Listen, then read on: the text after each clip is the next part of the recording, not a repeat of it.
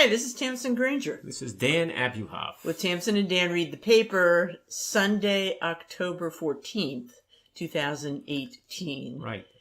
And we're a little bit at a disadvantage. We are, more so than usual. More so than usual, because today was the Covered Bridge ride. It's a bicycle ride that is in Tinicum Park.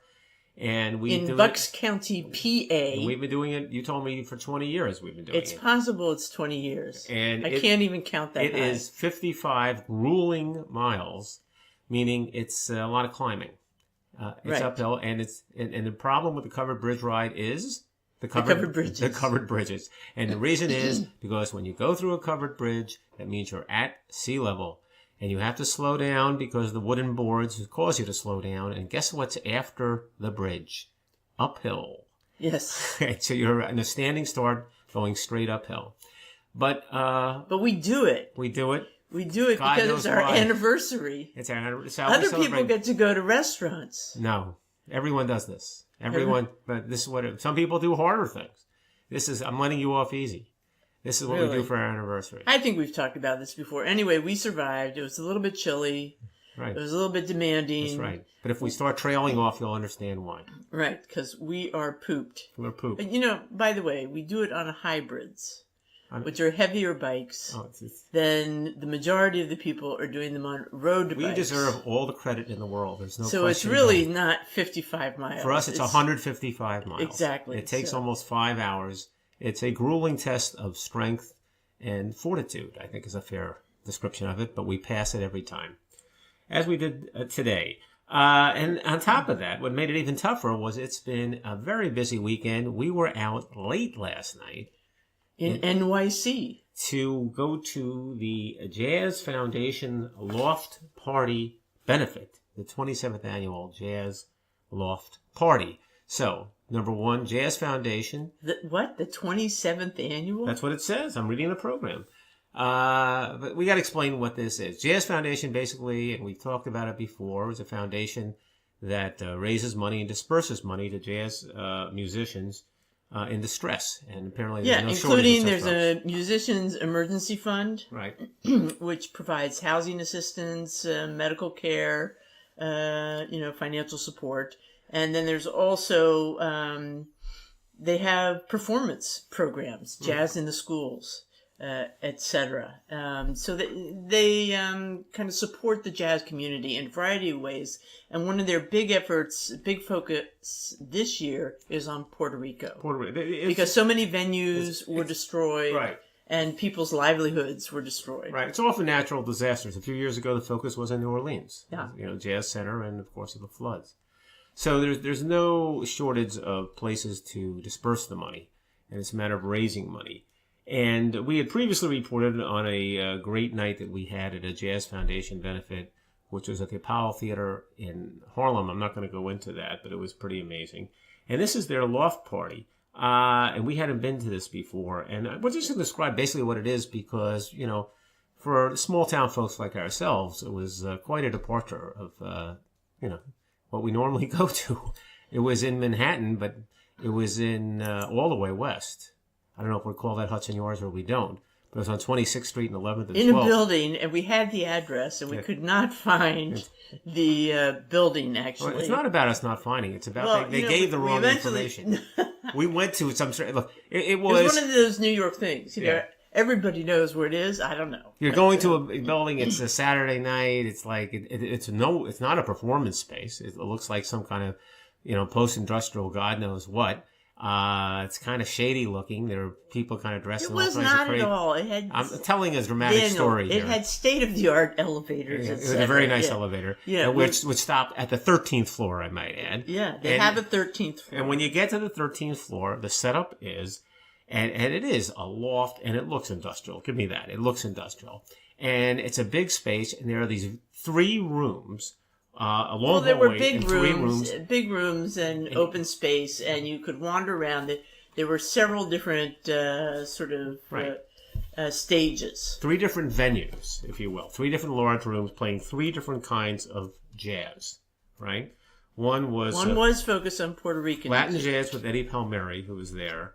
There was another jazz which was more blues, And in each case, it was 3 or 4 artists, some of which we don't know. We're not huge jazz experts.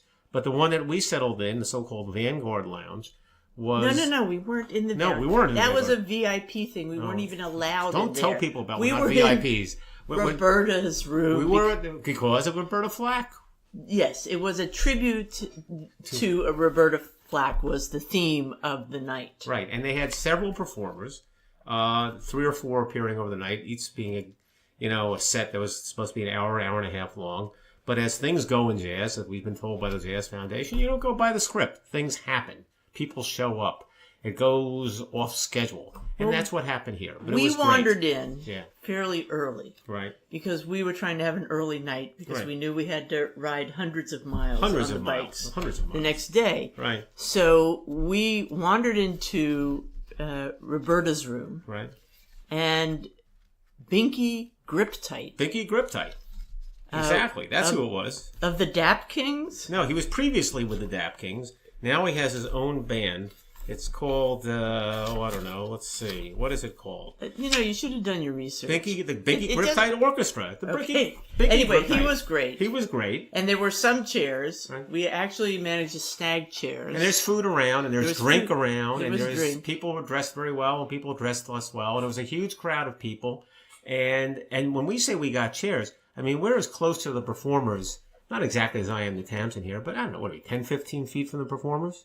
I mean, it's not like we're sitting in an auditorium. We're right there. So we enjoyed Binky Grip Tight. And then And that was followed by... That was followed by sort the of... big performance. Well, it was a tribute to Roberta Flack. So it was several people who were doing Roberta Flack type numbers, and they were great. Right? Yeah, they had some of her former backup singers. Right. And they had performing.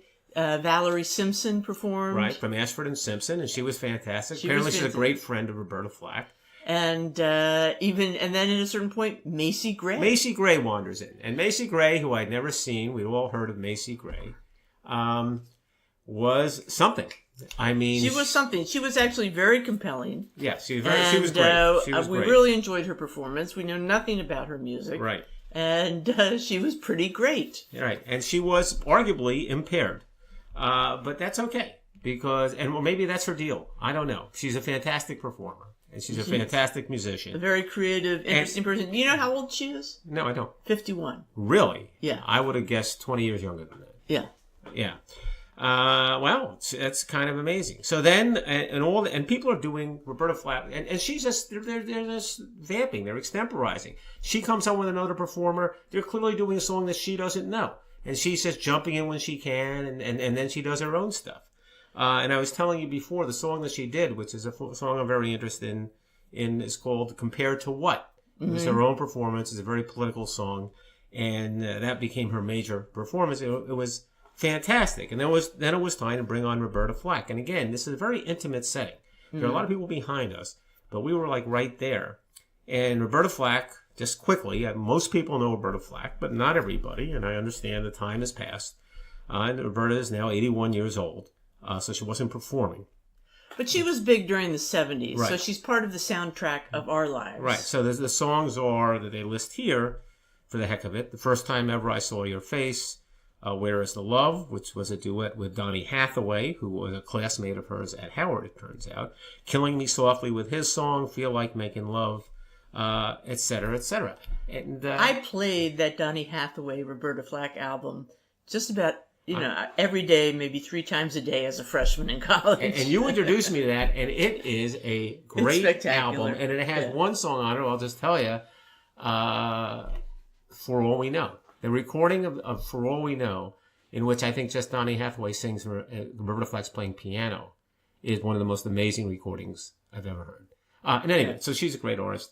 She came on, she's somewhat compromised health-wise. It was a tribute to her, but it was a very emotional moment.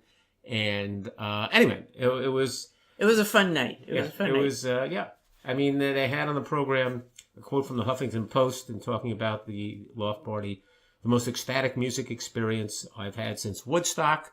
I mean, this and the other performance, they might be the most ecstatic music experience I've had since Woodstock, but that doesn't mean too very much. I think one of the great things about it is the musicians. Yeah. We don't know who they are because we're not in the know. Right. But I think they're all great. And they're with other musicians. Probably other people know who they are. And there are people like, well, Steve Jordan is well known. He put a lot of it together. He's a drummer, and he travels with John Mayer, and he works with other people.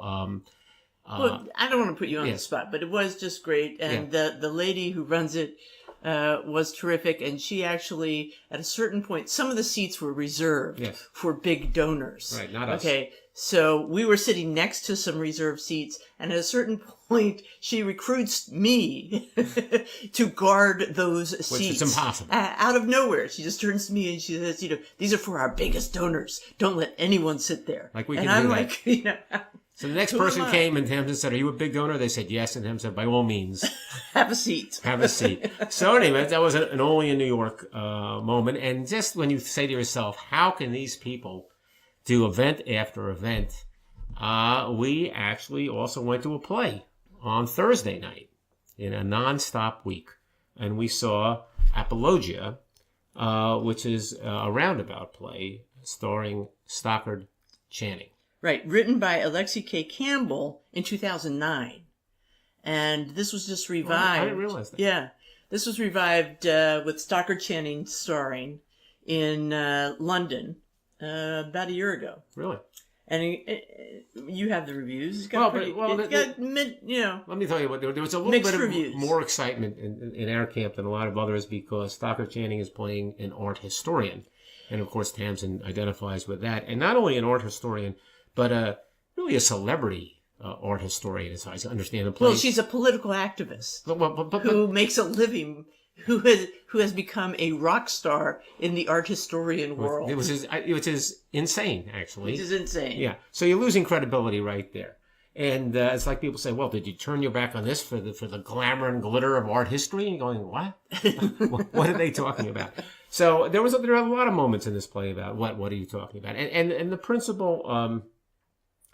As Tamsen says, Stockard Channing, who's always very good, and she was very good in this, and it is frightening to think what this play would have been without Stockard Channing. Yes, it would have been awful, true. And it's not awful. Yeah. And it's not awful.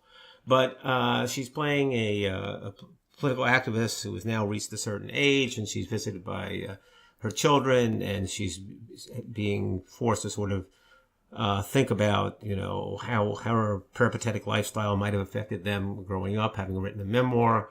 They felt they weren't sufficiently mothered. I don't want to How could you be an art historian and be a good mother at the same time? Well, you've battled that yourself. But so the funny thing is that part of the plot revolves around the memoir she has written, which is really, as she points out many times, a memoir of her work. Right. Okay, her work life. Right. But in the course of the book, she does not mention her children at all. Her children are more than a little offended. And were we not any part of your life? I'm just saying right now, when we write our memoir, the kids are going to be in there a little bit. Not a lot, but they'll be mentioned. The one speech I liked, and we started to talk about this, is a speech about Giotto. She puts herself out as a big expert and big lover of Giotto, and I, having the benefit of watching this play with an art historian, get to ask at intermission, what's the story of Giotto? And Tam says, look, everybody loves Giotto. You're not going out on a limb with Giotto. But it makes her seem a little more sophisticated because, it's not Michelangelo. Giotto is a household name amongst art historians. In certain households. It makes her a little more exotic. Well, I will say that I mentioned this to Harry Zerlin, who we mentioned before, and he's into art history. And Harry just laughed. I said, Giotto. He said, well, they're not taking a chance. Everybody loves Giotto. And he said, I do have one Giotto story. It might be a little racy for Tamsen. I said, what, are you kidding me? Racy for Tamsen? He says, well, Giotto, of course, painted... somebody actually ended up... there's a famous question and answer with Giotto, famous exchange with someone speaking to Giotto and says... he asked him about his children who weren't very attractive for some reason. And what this person says is, you paint the most beautiful cherubs and angels and figures of all sorts, just beautiful. And yet, your children, You know, your children don't look anything like that. They're like, you know, not particularly attractive, if you can imagine someone saying this to Giotto. But Giotto wasn't put off by this. He said, well, there's a reason for that. When I'm doing the paintings, that's in the light of day. When I'm creating the children, that's in the darkness of night. I like that. You know, they say that Giotto was a great wit, and there's no question he was a genius. Don't get me started. All right, I'm not getting you started. So in any event, just a line, rather than us go on and on, even though we already have, there happens to be an article. This was in London first, and here's one line from a review, which I think, agree captures this. He says, some things are best left in the past. And Apologia, Campbell's ambivalent examination of baby boomer morality and second wave feminism is one of them. So there you go. But it hasn't really opened yet. No. So we don't have any reviews. That's from a review about the London production. Yeah. But so we'll see what the general public thinks. I think it's a pretty easy call. You know what? The fun of it was Stockard Channing's sort of zingers and her sort of snobbish put-downs of mere mortals of her family. Yeah, and their girlfriends and their significant others.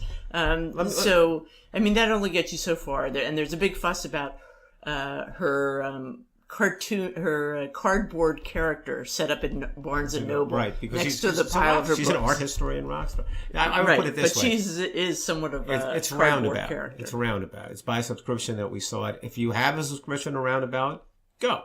If you don't have subscription Roundabout, don't worry about it. Just pass. That's you might enjoy it. I wouldn't go out and buy a ticket. It's not expensive. It's not like Okay. going to Hamilton. Well, let's talk about things that are expensive. I'm going to come back to Hamilton. I have a Hamilton thought, believe it or not. But first, we got to talk about baseball. No, we're not talking about the playoffs and the World Series because we're not current. We don't get out there to the public quickly for that. Can I just say one more thing about Apologia? Absolutely. Because, I mean, this has been a star-studded week for us. Yeah. Because we were just feet away from all these music greats. Right. And when we were at Apologia, Woody Harrelson was in the audience. He was, and you spotted him. And I spotted him all by my little self. It's unbelievable. I usually don't recognize celebrities. And New York being New York, no one bothered him. And I was happy for him. He was alone, and he seemed engaged. He didn't have some big entourage. No. People just... he pretty much had his eyes downward looking at the program. He was not looking to engage. Yeah. Yeah, fine. So, good for him. And he gave a standing ovation to Stockard Channing, who must be a very close friend. So... No. I gave her a standing ovation. I gave her a standing ovation. I think she was very good. She was very good. Play aside. Yes, but we're close friends. So, baseball. A book came out that is kind of interesting. It's called Powerball, Anatomy of a Modern Baseball Game. And here's the way this works. As everyone knows, baseball's become more statistical, sabermetric, if you will. And the person who writes this book, a fellow named Rob Nyer, knows this very well. And what he explains is, and this I didn't understand, that in order to capture all the various statistics that you hear about in snippets when you watch a baseball game and read an article about baseball, if you do, is that every major league venue, every stadium right now has a lot of cameras. They're all over the place. It's no accident. It's not like you're getting isolated statistics. Each game is potentially analyzed in many, many different ways because they're measuring the ball speed as it leaves the bat, the ball speed as it leaves the pitcher's hand, the angle that it leaves the bat, the quickness of the various fielders, how much ground they're covering, what the base runners are reaching in terms of miles per hour when they run. Every single moment. So they have every single It's like 13 or 14 cameras. A dozen angles or something? Play doesn't capture it. Non-plays. Plays moments between plays. I mean, a pitch on the outside corner. Is that a play? No. But they've got that analyzed 8 ways to Sunday. Wow. So what this Rob Nyer does, and this is your cup of tea or it's not, and for many people, not.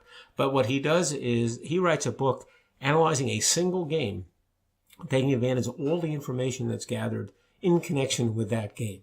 So he's doing a moment by moment, or as he chooses. Is anybody buying this book? It just started. It just was released. I frankly would rather have a needle in my eye. I mean, please. That sounds awful. Yes, we're selling here. That sounds like a real schnorrer. Okay. It gets a good review. But in any event, here's what he says. Who? His mother? He says what's interesting is this. He says, look, and he's obviously into sabermetrics, which is what we're talking about on the one hand. But on the other hand, he has a bigger picture. And he says all these statistics allow folks to analyze the game in a very different way than it does historically, play the game differently than it was historically, even rehabilitate injuries or prehabilitate injuries, prevent injuries, if you will, differently than it was historically. So the statistical approach has changed the game fundamentally. The problem is that all the changes wrought as a result of statistics have nothing to do with making the game more interesting to the fans. Nothing. The stats have nothing to do with it. In other words, no one undertook any of this analysis with fan interest in mind. So when people say, but the game's not that interesting, it's no surprise. Because that wasn't the objective of all this analysis. The game So has when they moved. say that less people are going, less people are watching, Because it's for a reason. all the money that's been invested and all the changes done have been for, objectives that have nothing to do with fan interest. And he says the only way you save the game is you say, well, that's very interesting as far as it goes. But we have to make a similar effort to make the game interesting to the fans. And this is not going to do that, as demonstrated by your observation about your lack of interest in the book. Right. But I gotta say, the thing that you wouldn't do is ask the fans what they want, because we know that's always wrong. No, but you have to figure it out. Somebody to figure it out. Like you have to needs to figure out what is interesting, compelling, and entertaining. You have to go in the basement and come up with the iPhone and say to people, here's something you've never thought of in a million years, but you might be interested. That's what you got to do. Yeah. Maybe they should ask Lin-Manuel Miranda. He seems to figure out. I'm coming back to him. All right, be patient. I'm patient. Okay, I just have a teeny tidbit. There was a page in the Wall Street Journal magazine this weekend, and they have a page on, they call Neighborhood Watch. And they show you some exotic place that you ought to go, and where to eat and where to shop and so on. And this week it was, I think it's pronounced De Pijp. And that is south of Amsterdam's city center, formerly working class district, has been made over with boho charm. And actually that's where we accidentally stayed when we were in Amsterdam, was in that neighborhood. And it's famous for a large street market that they call the Albert Kuip. And we stayed at the Sir Albert, right on the edge there. And that market was great, wasn't it? That's where they had the herring on the paper. The herring on the pieces of paper, and the little pancake things, and, a million kind of stalls that you'd have at any flea market. Yeah, because you walk by and you say, they give you $2 worth of herring on a piece of paper. How can you miss with that? It was a really terrific area. We enjoyed walking around it. We went to some terrific restaurants in that area. So it was fun to see a place that we had been being embraced and advertised like that. So they're right. It is interesting. So here's something that kind of struck me because it reminded me of something. What did it remind me of? Years ago, I was working with a lawyer in Kentucky who was a very accomplished lawyer, one of the leading lawyers in Kentucky. But the economics of practice in Kentucky are different than those in New York, and he was highly aware of that. So we were talking about finances at one point. And he said to me, and I won't do his Kentucky accent, although he had one. He said, I don't get swept away by all that financial stuff that you folks in New York worry about. I have a simple plan, and this may be the Southern way, but this is what I did. As a young man, I planted a raft of black walnut trees. And the way that works, and other people do this kind of thing too in the South, is that the black walnut trees take 20 years or so to come to fruition, or maybe more. And that's my retirement plan, in large part. Certainly, not to come to fruition, to come to maturity. Come to maturity, that's the better word. And because they fruish right away. We have a lot of black walnuts in our yard. Yeah. And black walnuts, are kind of annoying to maintain. Right. Maybe if you can, I think the squirrels like them. But okay, go on. Sorry. Yeah, that's all right. But the point is, it's not so much about black walnuts as it turns out. Just the idea, this is his retirement plan. It's beautiful wood. And it is beautiful wood. And he said, and this would be something he'd benefit from when it came time to selling the black walnuts when he retired, and also would leave money for his children and his grandchildren, because that was his retirement plan. So he was raising black walnuts to be sold at a certain point Right. to cash in on. Right. And so I remember thinking, say, gee, it just shows you, how narrow you can be. We worry about the stock market here, bond market, whatever. And people go worry about going up and down. They have such a simple and arguably effective solution down south. So I see an article this week in the Wall Street Journal, and it says thousands of Southerners planted trees for retirement.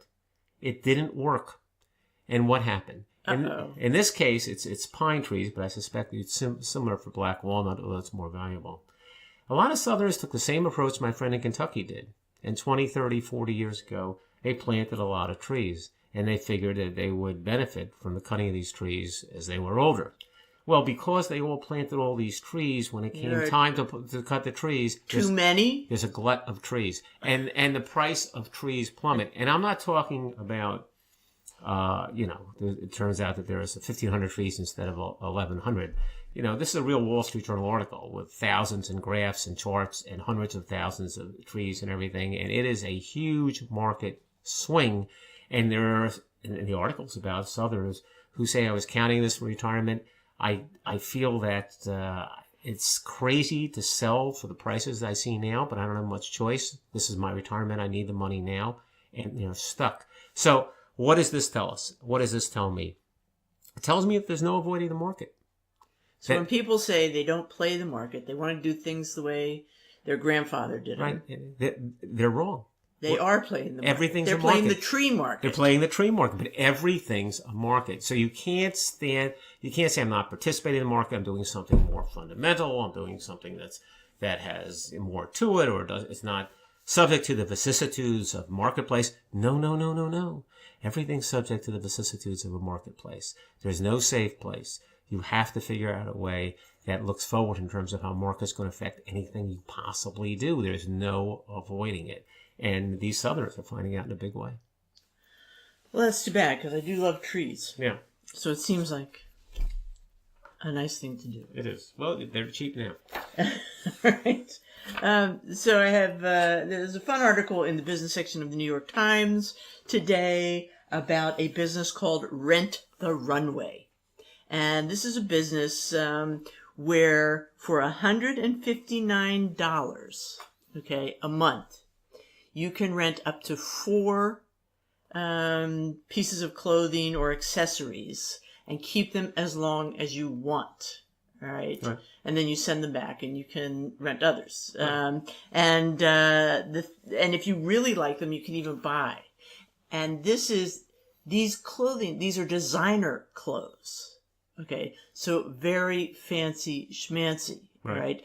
And it serves the market of professionals, young female professionals who want to look fabulous, but don't want to, can't buy designer clothing. Right. So people love it. Mm-hmm. It is. Oh, it's a big success? It is huge. Is that right? Okay. So they talked to Jen Hyman, the co-founder and CEO. Yeah. Okay. She's 38. Wow. All right.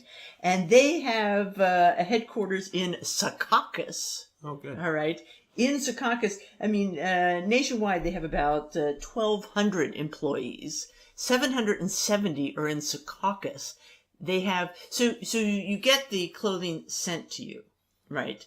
And then you wear it and you send it back and it is cleaned. In Secaucus, they have what is perhaps the largest dry cleaning establishment in the world. Doesn't surprise me. It's 250,000 square feet. Wow. Okay. And they clean everything. And even if people say they didn't wear it and they just sent it back, they clean it anyway. Smell it and they figure out if it's clean or not. So this is interesting, not just from the point of view of young women using this. It's mostly, fairly young women.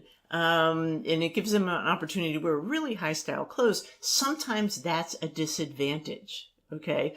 One woman became such an object of attention at her workstation, at her workplace.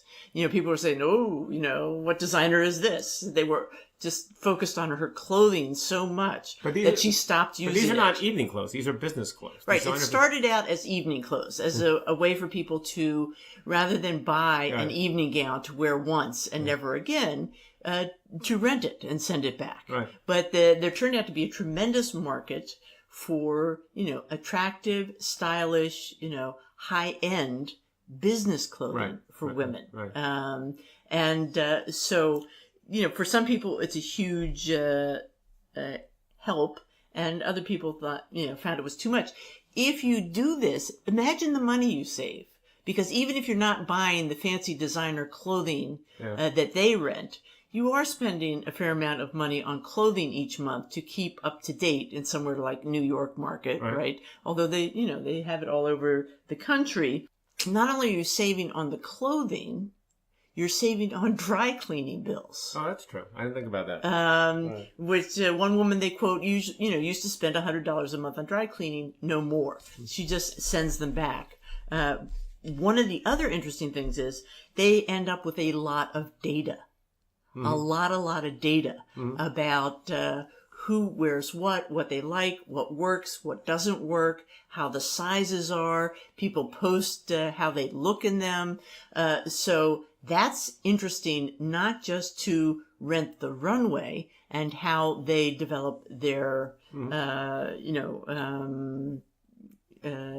clothing supply, whatever. But also, it's very interesting to the designers that they're working with. Yeah. And the designers, get all kinds of data about what people are wearing and liking that is very useful to them. How well the clothing survives all this dry cleaning, etc. Now, the designers are not worried about people renting as opposed to buying, okay? Because these are not the people who would ever buy their clothing, okay?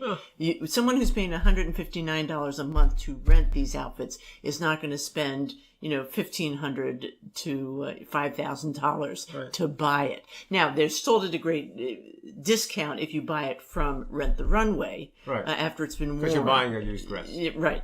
But then, they're not going to. If you're a young lawyer, in New York, you're not going to spend those kind of thousands of dollars on outfits. But let me ask you this, and I have no insight into this, and you might not either. I don't know. But so what it comes down to is, if you're taking advantage of this, you're spending about $2,000 a year. Mm-hmm. And the question is, what do people normally spend absent this? Well, the one of the people they talked to. Spent, trying to economize, found herself spending about $500 a month. Wow. On clothing. What? Daniel, I know you haven't spent $500 a year on clothing. Well, yeah. Believe me, that's a surprise to no one. Okay? Yeah, okay. But, it's also easier because this stuff is fantabulous. Okay. So rather than running around, they do talk about a young woman. They know your style. They know your size. But, I mean, you're always trying to create that high-end look, right? So, but you're running around to the inexpensive stores, going through tons of stuff, trying to get something that approximates that. And of course, it's not as beautifully made and not as up to date. It saves you time, right? I mean, right, because it comes to you. You still have to flip through on your phone the inventory and pick things out. Yeah. And there's always the chance that this is going to be great. I'm wild about it. I'm going to wear it for this, and it comes in and doesn't quite fit. And you don't wear it. Yeah. So you need option B. But so anyway, it's kind of an interesting, fun business to read about. I'm really impressed by someone almost our kids' age. Yeah. Putting this together. That's something. They'll have competitors before you know it. They probably have them now. So I was impressed by a book about Frederick Douglass, who I have to confess I didn't know very much about. And I'm not going to go into detail here because it's too much detail. I mean, but it's very impressive. It tells a story of Frederick. What's the book? The book is called Frederick Douglass by David Blight. And it begins by saying, in an 1895 eulogy, The Chicago Tribune summarized his stature by declaring, quote, that no man, black or white, has been better known for nearly half a century in this country. Wow. He was a black civil rights leader in the second half of the 19th century.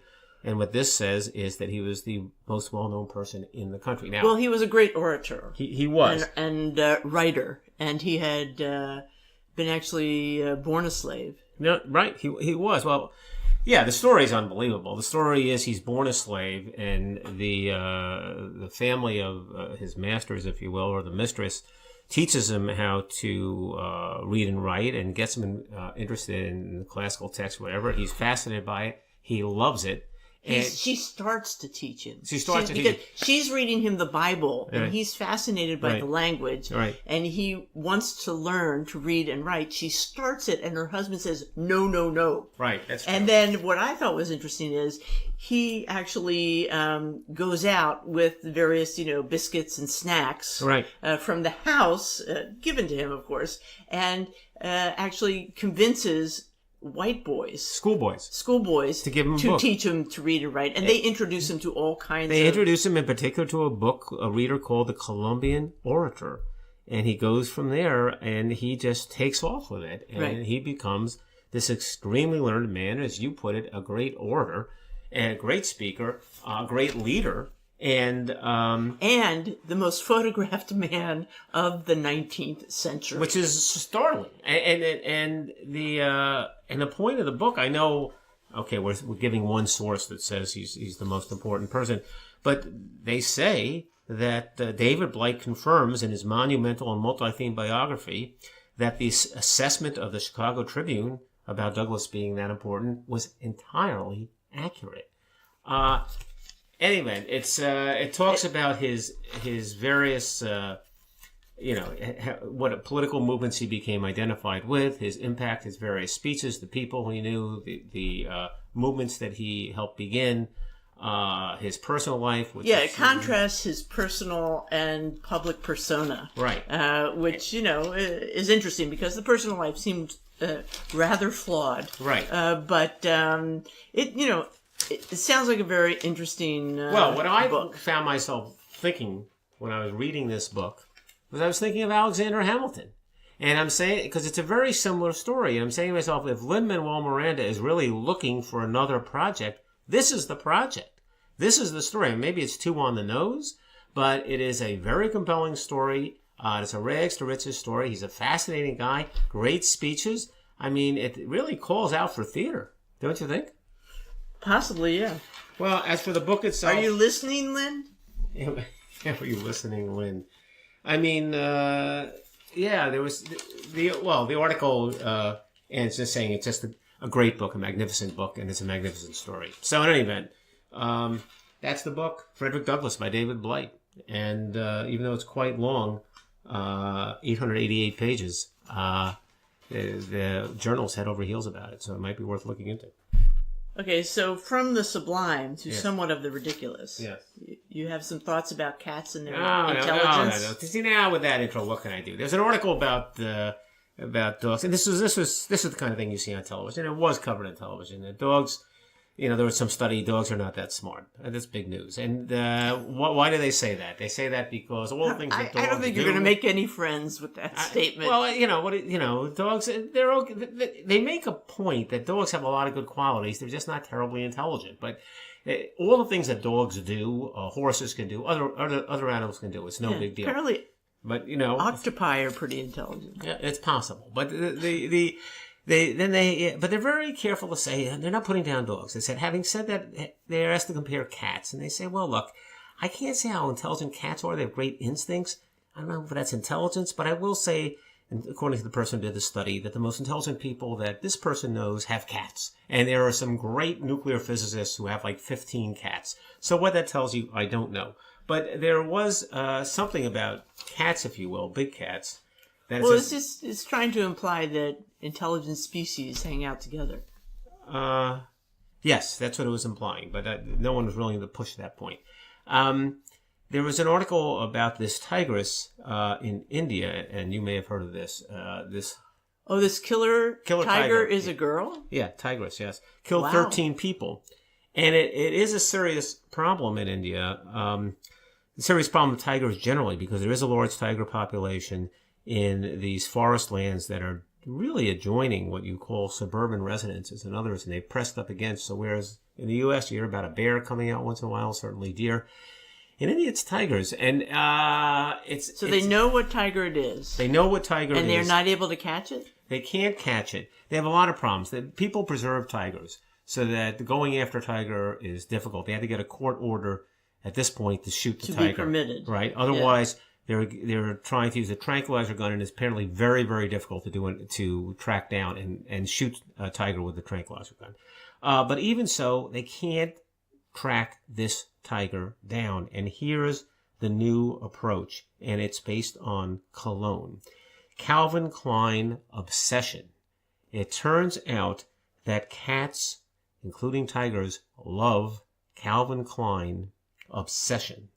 It's because it happens to be made from the scent glands of a civet, which is a small rodent. That musky, yes, and perfumey smell is from that animal. Right, the civet. And it turns out that cats go crazy. So the new approach now is they're going into the jungle, dabbing various locations with Calvin Klein obsession. And they have some level of confidence that that's going to bring this tiger out, and they'll be able to subdue the tiger, which is weird. Well, that's quite a strategy. Yeah, it is quite a bit of strategy, and I don't know if that's good or bad publicity. But I think it also Klein. proves that cats are smarter than people. Because the tiger is avoiding, all these people are trying to capture this tiger. Well, as a matter of fact, what they're saying is that the cat's gotten smarter. Because since the cat's been, first of all, number one, the cat's figured out that people are easier to track than a lot of other animals. And that's why the tigers it's not a surprise. Well, apparently there's no memo that's gone around all the tigers, but this one's figured it out. And number two is the various escapes by the tiger. And they have had some close calls. They said it's only making the tiger smarter and more able to avoid them. So they're increasingly concerned, if you will, that the tiger's going to attack again. Okay. So they're very pressed in terms of trying to catch the tiger. So obviously cats are smarter than people, and females are smarter. I don't know where you're getting this, but I've said what I've had to say on the subject. All right, so we're almost finished. I wanted to comment on, there was one very interesting article about movies. A Star is Born, which we may or may not see. You could talk me into it. It's not first on my list, but in any event, what I think people realize, but maybe not to this degree, people realize A Star is Born is a remake. What they may not realize is it's the fourth filming of this story. This is the fourth Star is Born, not the second. And it is extremely similar to the first one in 1937. In other words, basically you have a man who's an established star in his entertainment field, and he meets a woman who is on the rise potentially, and her star is ascending and his is descending. That's the story of every single one of these Star is Born movies, and they keep remaking it. And the question is, has it changed? And it has, in one very interesting way. The first Star is Born in 1937 was made with Janet Gaynor and Frederick March. And what it was at that time was a story, as much as anything, about a woman going into the workplace, a small town girl, and the question is she going to stay in her hometown and have babies and that sort of thing, or is she going to follow her dream to go out and try to become a star? And interestingly, in 1937, there's a grandmother figure who says, go, this girl should be allowed to leave. And you say, wow, it's kind of women's liberation 80 years ago. And then she turns to her and says, quote, for every dream of yours that you make come true, you'll pay the price in heartbreak. And that's what the story is about, that you can go and try to find your star as a young woman, but it's not going to come without some tremendous cost. It's an interesting message. That is sort of the same movie when it's made some years later with Judy Garland and James Mason. And Judy Garland is considered the best female protagonist by a person who writes the article for the Times, a woman named Aisha Harris. But basically, she just suffers tremendously as she watches her mate, her male friend, basically stumble. She says, I hate him for failing, and I hate me too, because she can't deal with it. But then it changes. The next Star is Born is the one with Barbara Streisand with Chris Christopherson, which is described as the worst of the four. No surprise. They have chemistry together. Yeah. And now it's a different thing. Now there's a competition between the two of them. And this is considered consistent, at least in the writer's view, with the notion that the woman taking her own career seriously and standing up for herself. And now when the guy starts faltering, there's fights between the two of them. There's a lot of resentment between the two of them, one dragging the other down, and it becomes a real battle between the two of them, even though there's clearly some feelings between them, in a way that never existed before. You said in the early one, it wasn't a battle between them. No. She was conflicted. She was upset with his struggles, but it was not about... Well, that's the second one. The first one is just a story of a young girl becoming a star. The second one, Judy Garland is conflicted with his battles, but there's no battle between them. Okay. Okay, and the battle we're talking about is alcoholism. And the third movie, it's different because it all reflects the culture of the time. And now it is a fight between them about how they should be handling it and someone letting the other down, right? Again, it's alcoholism. And the fourth one, it's an open fight between the two of them about how it goes. Which doesn't mean they don't love each other, perhaps, but that's really what it becomes about. And I guess it just reflects the time. But it's interesting to see how the movie, in some ways, is so similar to the one made in 1937. But the emphasis is is so different. And it's funny. At the end of that movie in 1937, and the male character is named Norman Maine, after his demise, and that's what happens. He ends up committing suicide.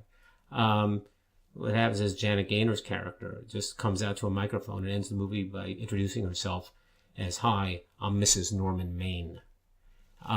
Still identifying with her husband. Well, maybe we should watch that movie and see what it's about. Yes, that's possible. Because that advice from the grandmother is pretty conflicted, isn't it? It is conflicted, and maybe that reflected the kind of advice you got in 1937 when you left the small town.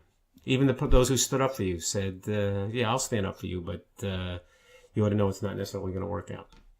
All right, so we end with this. There is an article in the Times about a man who's 107 years old who's still cutting hair. He's been a barber since he was 12 years old. He's been cutting hair for almost 100 years. In Connecticut? He's in New Windsor, Connecticut. He's in a barber shop that you can walk into anytime. I think we should say his name. I think we should say his name. Anthony Mancinelli. Anthony Mancinelli, the world's oldest barber. In 1922, his haircuts cost 25 cents. Now, Mr. Mancinelli charges $19. He's at a big haircutting place. He's just one of the guys who's by one of these chairs. He sweeps up his own cuttings. He comes into work every work day. He drives. Goes home. He drives at the age of 107.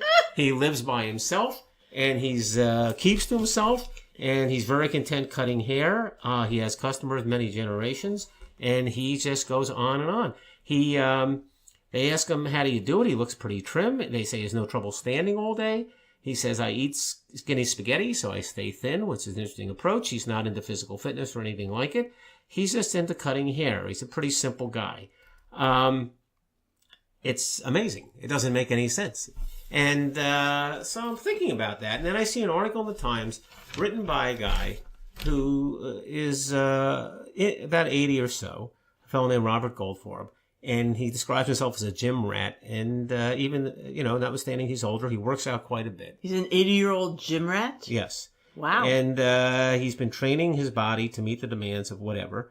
And he says that, he's benefited from that. In a sense, he's put off the effects of old age to some degree, even though he sees physical deterioration. Yeah, he sees some. He's not that he doesn't see any. But, he's now started to ask himself whether the emphasis that he's put on that kind of working out, that kind of training, hasn't been entirely right. And he's thinking about his friends who are dealing with old age well and the ones who aren't dealing with old age well. And he says, you know something? Maybe I need a different kind of training. Maybe the kind of training I have is one to have a more accepting approach to things, a more accepting personality. He says, my healthiest friends carry themselves as victims. Oh, some of my healthiest friends, gym rats, carry themselves as victims abused by time. They see life as a parade of disappointments. But other friends, many whose aching knees and hips are the least of their physical problems, find comfort in their ability to accept old age as just another stage of life. And so he says to himself, could I employ the discipline to accept with dignity the inevitable decline awaiting me? So what it comes down to is having... Don't sweat the small stuff. Right. And it's all small stuff. Yes, well, that's true. The challenge is to find the contentment within me, hoping that contentment will guide me as I make my way along the path yet to be traveled, which takes us back to this fellow, who's Anthony Mancinelli, who seems to have found something. In his very simple existence, he finds contentment in what he does. He doesn't step out of his lane. And the way that article ends is he says, the guys in the shop wanted, this is his boss says, the guys in the shop wanted to take him to a girly joint for his birthday, Mr. Murphy recalled. But Anthony said, no way. What are you trying to do? Kill me? So it's a man who knows his limitations. All right. So we've done the best we could with limited energy. Oh, I think we did fine. Okay. So that's all from, this is Tamsen Granger. And Dan Abuhoff. We'll see you next week.